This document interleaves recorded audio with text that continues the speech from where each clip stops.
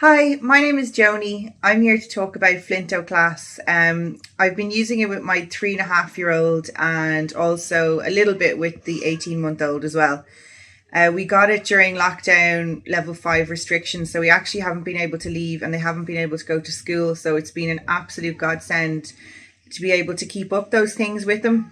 And even just having the schedule of doing a bit of preschool every day has been brilliant for keeping up his phonological awareness and also just having time with them, being able to play and do games, but also knowing that he's keeping up his education and really enjoying it. It just keeps him kind of in a regular routine, just like he would if he was going to preschool. So I couldn't recommend it more. You get a huge box with so many tools and the videos are really self-explanatory and easy to follow. Highly recommend it. Thanks, Flinto.